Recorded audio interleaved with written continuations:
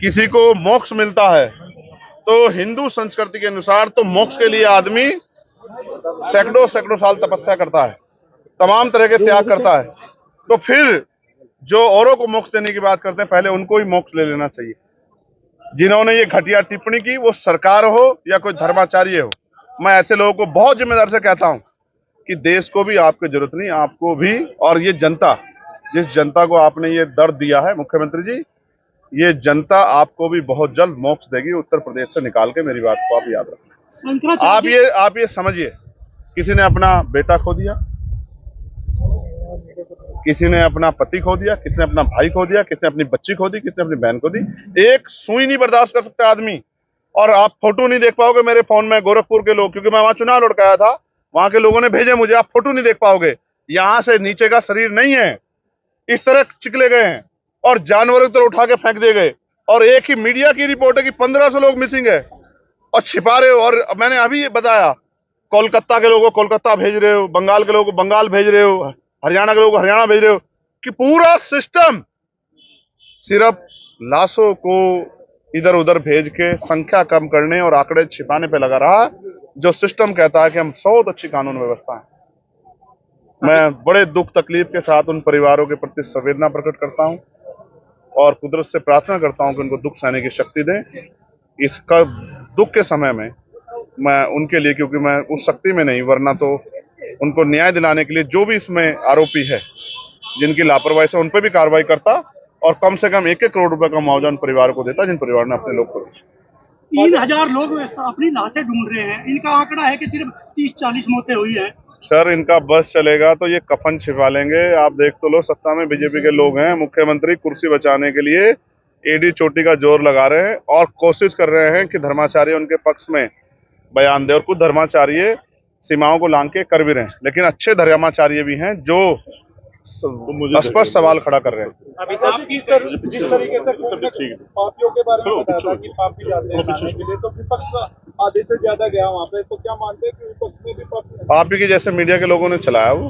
आप ही ने बोला, मैंने तो ये बयान दिया कि जिसको हिंदू धर्म की मान्यता, आपने पढ़ा है भविष्य पुराण, आपने भविष्य, आप अपने नाम बता दो और भविष्य पुराण शिव पुराण पढ़ा तो आप बताओ, तो मैं आपको अध्याय बता दूंगा जिसमें ये मान्यता है कि गंगा में जाके, और हम यहाँ रहते हैं सहारनपुर में, हरिद्वार, इसी यही मान्यता के साथ जाते हैं कि वहाँ अंतिम समय में की मोक्ष प्राप्ति होती है, पाप धुलते हैं, इसलिए जाते हैं लोग। और ये मेरी थोड़ा, ये हिंदू धर्म के धर्माचार्यों का बयान है, जो ज्योतिश्वर पीठ के जो है शंकराचार्य, उन्होंने कहा कि बिल्कुल सही बयान दिया है। वो नहीं शायद आपने सुना, आप तो मीडिया के लोग, आप धर्माचार्य थोड़ा ही हो, तो शास्त्रार्थ करा लो, पता लग जाएगा आपको कि मैंने गलत कहा सही कहा। अच्छा, शंकराचार्य जी, और अगर मैंने गलत किया होता तो मुख्य, यहाँ तो सरकार 1 मिनट में मुकदमा लिख देती है, अगर मैंने गलत कहा होता क्यों नहीं लिख पा रही। शंकराचार्य ने भी नसीहत दी है मुख्यमंत्री को, है शंकराचार्य जी ने नसीहत दिया है कि मुख्यमंत्री को इस पद पर रहने लायक नहीं है आप। देखिए, जो मुख्यमंत्री अपनी कुर्सी के चक्कर में संवेदना भी खत्म कर दे, लोगों के दर्द का मजाक उड़ाए, झूठ बोले, आंकड़ा छिपाए, नैतिकता के आधार पर तो उनको खुद ही इस्तीफा देना चाहिए था। और वो नहीं देना चाहते तो वो कुर्सी से चिपके रहे, जनता दूर कर देगी। आप कई बार आजम खान साहब से भी मिल चुके हैं, क्या आने वाले समय में वो भी आपके साथ आ सकते हैं? आज इनकी बात कर लो, आमिर आलम साहब की।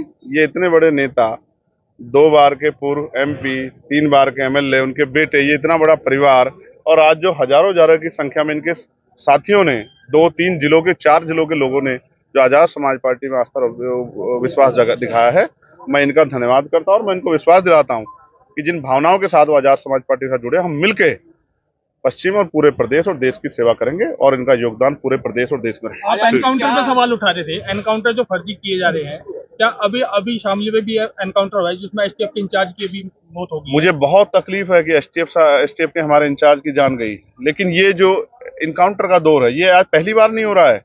लेकिन इनकाउंटर के नाम पे जिस तरह से बहुत सारे लोगों को गोलियां लगी और कोर्ट में केस चल रहे हैं, आप नहीं जानते इनकाउंटर हो रहे हैं या इनकाउंटर कराए जा रहे हैं। आप इस बात को नहीं नकार सकते। ये कोर्ट कह रहा है, मैं नहीं कह रहा हूं कि उत्तर प्रदेश की कानून व्यवस्था दम तोड़ चुकी है। उत्तर प्रदेश के अधिकारियों को नसीहत सुप्रीम कोर्ट के जज दे रहे हैं, मैं नहीं दे रहा हूं। मैं आपको स्पष्ट तौर पर कहना चाहता हूं, मैं किसी क्रिमिनल का बिल्कुल किसी तौर पे नहीं कहता कि उसको छोड़ा जाए, लेकिन उसके लिए कोर्ट है, उसका रास्ता कोर्ट है।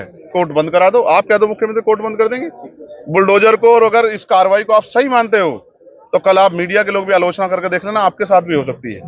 अगर आप इसको सही मानते हो, फिर आप कहते फिरोगे कि हमारी आवाज उठा दो। तो मैं तो वो बता रहा हूँ, आपने नहीं देखा TV9 के पत्रकार के साथ क्या हुआ? आपने नहीं देखा किस तरह से उसको बाहर निकाला गया, किस तरह उसको धक्के मारे गई? आप मीडिया के साथी बताओ, हाथरस में कैसे मीडिया को रोका गया था? इसको लोकतंत्र मानते हो आप? मैं फिर कह रहा हूं, अन्याय करने वाले से अन्याय सहने वाला दोषी होता है। हम आवाज उठा रहे हैं और आपको भी अन्याय के खिलाफ मुखर होकर आवाज उठानी चाहिए। आज कोई पत्रकार बताओ जो नहीं बोल रहा हो। हर पत्रकार ने मुख्यमंत्री से सवाल कहा कि आपने आंकड़े छिपाए। ऐसे मुख्यमंत्री को आप अच्छा मुख्यमंत्री मानते हो? आप बताओ। आपके परिवार से शायद के आसपास रिश्तेदारी से भी कोई शायद पीड़ित नहीं हुआ है, वरना आपको एहसास होता कि जिन्होंने अपने खोए हैं उनके आंसू नहीं सूखे हैं। और मुख्यमंत्री जी खोरी राजनीति कर रहे हैं, सिर्फ आंकड़े छिपाने पे लगे हुए। क्या 2027 में भाजपा को हराने के लिए चंद्रशेखर आजाद जी आजाद समाज पार्टी का गठबंधन बसपा या समाजवादी पार्टी से? आजाद समाज पार्टी का गठबंधन जनता से होगा। हम लोकसभा में 2 सीट लड़े उत्तर प्रदेश में।